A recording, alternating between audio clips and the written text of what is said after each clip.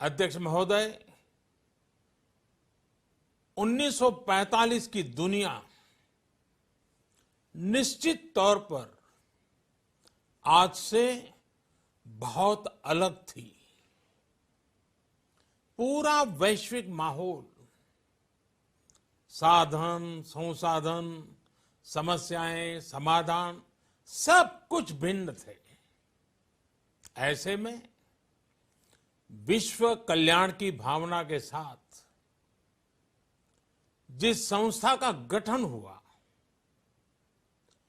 जिस स्वरूप में गठन हुआ, वो भी उस समय के हिसाब से ही था। आज हम एक बिल्कुल अलग दौर में हैं।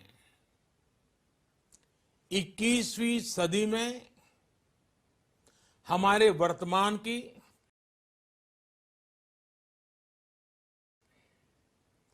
हमारे भविष्य की आवश्यकताएं और चुनौतियां अब कुछ और है।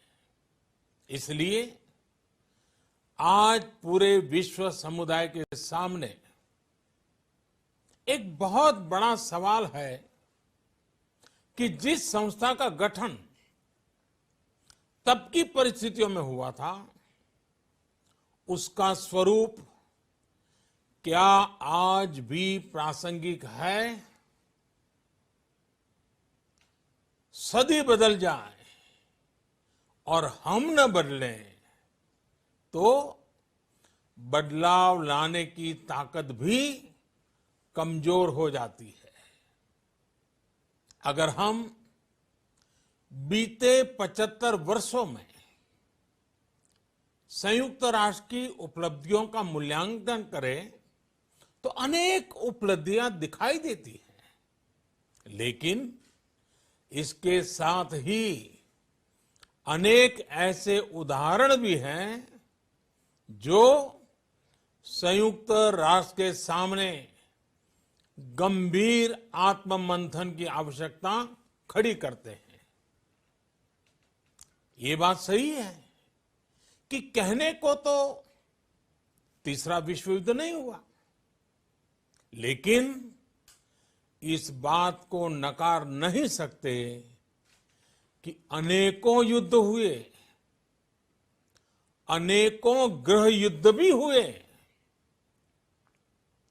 कितने ही आतंकी हमलों ने पूरी दुनिया को थर्रा कर रख दिया। खून की नदियां बहती रही। इन युद्धों में, इन हमलों में जो मारे गए वो हमारी आपकी तरह इंसान ही थे। वो लाखों मासूम बच्चे जिन्हें दुनिया पर छा जाना था, वो दुनिया छोड़कर चले गए। कितने ही लोगों को अपने जीवन भर की पूंजी गंवानी पड़ी, अपने सपनों का घर छोड़ना पड़ा। उस समय और आज भी संयुक्त राष्ट्र के प्रयास क्या पर्याप्त थे? पिछले 8-9 महीने से पूरा विश्व कोरोना वैश्विक महामारी से संघर्ष कर रहा है। इस वैश्विक महामारी से निपटने के प्रयासों में संयुक्त राष्ट्र कहां है? एक प्रभावशाली रिस्पांस कहां है? अध्यक्ष महोदय, संयुक्त राष्ट्र की प्रतिक्रियाओं में बदलाव, व्यवस्थाओं में बदलाव, स्वरूप में बदलाव आज समय की मांग है। संयुक्त राष्ट्र का भारत में जो सम्मान है, भारत के 130 करोड़ से ज्यादा लोगों का इस वैश्विक संस्था पर जो अटूट विश्वास है, वो आपको बहुत कम देशों में मिलेगा। लेकिन ये भी उतनी ही बड़ी सच्चाई है कि भारत के लोग संयुक्त राष्ट्र के रिफॉर्म को लेकर जो प्रोसेस चल रहा है उसके पूरा होने का बहुत लंबे समय से इंतजार कर रहे हैं। आज भारत के लोग चिंतित हैं कि क्या ये प्रोसेस कभी एक लॉजिकल एंड तक पहुंच पाएगा। आखिर कब तक भारत को संयुक्त राष्ट्र के डिसीजन मेकिंग स्ट्रक्चर से अलग रखा जाएगा। एक ऐसा देश जो दुनिया का सबसे बड़ा लोकतंत्र है, एक ऐसा देश जहां विश्व की 18% से ज्यादा जनसंख्या रहती है, एक ऐसा देश जहां सैकड़ों भाषाएं हैं, सैकड़ों बोलियां हैं, अनेकों पंथ हैं, अनेकों विचारधारा हैं, जिस देश ने सैकड़ों वर्षों तक वैश्विक अर्थव्यवस्था का नेतृत्व करने और सैकड़ों वर्षों की गुलामी दोनों को जिया है। अध्यक्ष महोदय, जब हम मजबूत थे तो दुनिया को कभी सताया नहीं। जब हम मजबूर थे तो दुनिया पर कभी बोझ नहीं बने। अध्यक्ष महोदय, जिस देश में हो रहे परिवर्तनों का प्रभाव दुनिया के बहुत बड़े हिस्से पर पड़ता है, उस देश को आखिर कब तक इंतजार करना पड़ेगा। अध्यक्ष महोदय, संयुक्त राष्ट्र जिन आदर्शों के साथ स्थापित हुआ था और भारत की मूल दार्शनिक सोच बहुत मिलती जुलती है, अलग नहीं है। संयुक्त राष्ट्र के इसी हॉल में ये शब्द अनेकों बार गूंजा है, वसुधैव कुटुंबकम। हम पूरे विश्व को एक परिवार मानते हैं। यह हमारी संस्कृति, संस्कार और सोच का हिस्सा है। संयुक्त राष्ट्र में भी भारत ने हमेशा विश्व कल्याण को ही प्राथमिकता दी है। भारत वो देश है जिसने शांति की स्थापना के लिए लगभग 50 पीस कीपिंग मिशंस में अपने जांबाज सैनिक भेजे। भारत वो देश है जिसने शांति की स्थापना में सबसे ज्यादा अपने वीर सैनिकों को खोया है। आज प्रत्येक भारतवासी संयुक्त राष्ट्र में अपने योगदान को देखते हुए संयुक्त राष्ट्र में अपनी व्यापक भूमिका भी देख रहा है। अध्यक्ष महोदय, 2 अक्टूबर को international day of non violence और 21 जून को इंटरनेशनल डे ऑफ योगा, इनकी पहल भारत ने ही की थी। Coalition for disaster resilience infrastructure और इंटरनेशनल सोलर अलायंस, ये भारत के ही प्रयास है। भारत ने हमेशा पूरी मानव जाति के हित के बारे में सोचा है, न कि अपने निहित स्वार्थों के बारे में। भारत की नीतियां हमेशा से इसी दर्शन से प्रेरित रही है। भारत की नेबरहुड फर्स्ट पॉलिसी से लेकर एक्ट ईस्ट पॉलिसी तक, security and growth for all in the region, इसकी सोच या फिर इंडो पैसिफिक क्षेत्र के प्रति हमारे विचार, सभी में इस दर्शन की झलक दिखाई देती है। भारत की पार्टनरशिप का मार्गदर्शन भी यही सिद्धांत तय करता है। भारत जब किसी से दोस्ती का हाथ बढ़ाता है तो वो किसी तीसरे के खिलाफ नहीं होती। भारत जब विकास की साझेदारी मजबूत करता है तो उसके पीछे किसी साथी देश को मजबूर करने की सोच नहीं होती। हम अपनी विकास यात्रा से मिले अनुभव साझा करने में कभी पीछे नहीं रहते। अध्यक्ष महोदय, पैंडेमिक के इस मुश्किल समय में भी भारत की फार्मा इंडस्ट्री ने 150 से अधिक देशों को जरूरी दवाइयां भेजी हैं। विश्व के सबसे बड़े वैक्सीन उत्पादक देश के तौर पर आज मैं वैश्विक समुदाय को एक और आश्वासन देना चाहता हूं।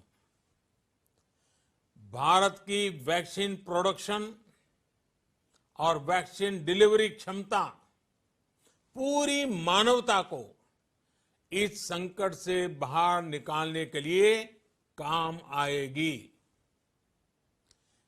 हम भारत में और अपने पड़ोस में फेज 3 क्लिनिकल ट्रायल्स की तरफ बढ़ रहे हैं।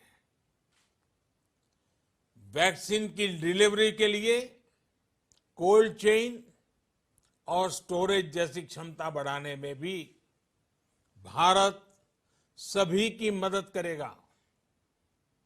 अध्यक्ष महोदय, अगले वर्ष जनवरी से भारत सुरक्षा परिषद के अस्थायी सदस्य के तौर पर भी अपना दायित्व निभाएगा।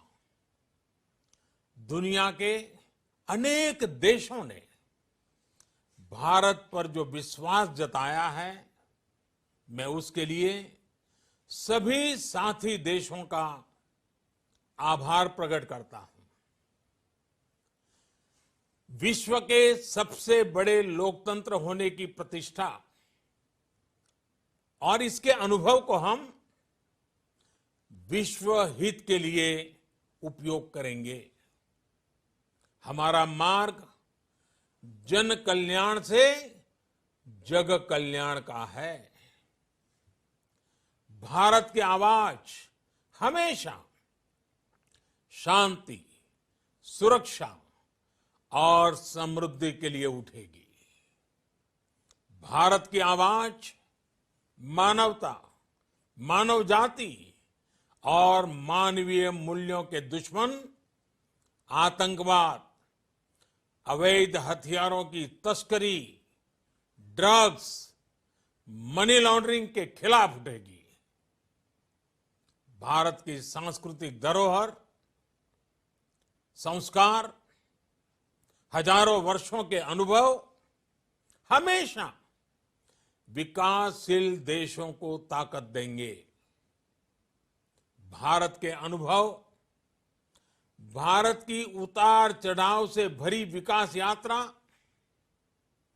विश्व कल्याण के मार्ग को मजबूत करेगी।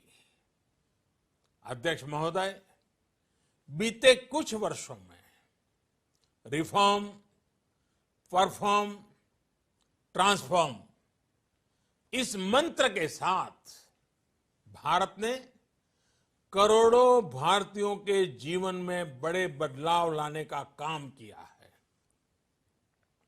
यह अनुभव विश्व के बहुत से देशों के लिए उतने ही उपयोगी हैं जितने हमारे लिए। सिर्फ 4-5 साल में 400 मिलियन से ज्यादा लोगों को बैंकिंग सिस्टम से जोड़ना आसान नहीं था, लेकिन भारत ने ये करके दिखाया। सिर्फ 4-5 साल में 600 मिलियन लोगों को ओपन डेफिकेशन से मुक्त करना आसान नहीं था, लेकिन भारत ने ये करके दिखाया। सिर्फ 2-3 साल में 500 मिलियन से ज्यादा लोगों को मुफ्त इलाज की सुविधा से जोड़ना आसान नहीं था, लेकिन भारत ने ये करके दिखाया। आज भारत डिजिटल ट्रांजैक्शन के मामले में दुनिया के अग्रणी देशों में है। आज भारत अपने करोड़ों नागरिकों को डिजिटल एक्सेस देकर एम्पावरमेंट और ट्रांसपेरेंसी सुनिश्चित कर रहा है। आज भारत वर्ष 2025 तक अपने प्रत्येक नागरिक को टीबी से मुक्त करने के लिए बहुत बड़ा अभियान चला रहा है। आज भारत अपने गांवों के 150 मिलियन घरों में पाइप से पीने का पानी पहुंचाने का अभियान चला रहा है। कुछ दिन पहले ही भारत ने अपने 6 लाख गांवों को ब्रॉडबैंड ऑप्टिकल फाइबर से कनेक्ट करने की बहुत बड़ी योजना की शुरुआत की है। अध्यक्ष महोदय, पैंडेमिक के बाद बनी परिस्थितियों के बाद हम आत्मनिर्भर भारत के विजन को लेकर आगे बढ़ रहे हैं। आत्मनिर्भर भारत अभियान ग्लोबल इकोनॉमी के लिए भी एक फोर्स मल्टीप्लायर होगा। भारत में आज ये सुनिश्चित किया जा रहा है कि सभी योजनाओं का लाभ बिना किसी भेदभाव प्रत्येक नागरिक तक पहुंचे। विमेन एंटरप्राइज और लीडरशिप को प्रमोट करने के लिए भारत में बड़े स्तर पर प्रयास चल रहे हैं। आज दुनिया की सबसे बड़ी माइक्रो फाइनेंसिंग स्कीम्स का सबसे ज्यादा लाभ भारत की महिलाएं ही उठा रही हैं। भारत दुनिया के उन देशों में से एक है जहां महिलाओं को 26 वीक्स की पेड मैटरनिटी लीव दी जा रही है। भारत में ट्रांसजेंडर्स के अधिकारों को सुरक्षा देने के लिए भी कानूनी सुधार दिए गए हैं। अध्यक्ष महोदय, भारत विश्व से सीखते हुए, विश्व को अपने अनुभव बांटते हुए आगे बढ़ना चाहता है। मुझे विश्वास है कि अपने 75वें वर्ष में संयुक्त राष्ट्र और सदस्य सभी देश इस महान संस्था की प्रासंगिकता बनाए रखने के लिए और प्रतिबद्ध होकर काम करेंगे। संयुक्त राष्ट्र में संतुलन और संयुक्त राष्ट्र का सशक्तिकरण विश्व कल्याण के लिए उतना ही अनिवार्य है। आइए संयुक्त राष्ट्र के 75वें वर्ष पर हम सब मिलकर अपने आप को विश्व कल्याण के लिए एक बार फिर समर्पित करने का प्रण लें।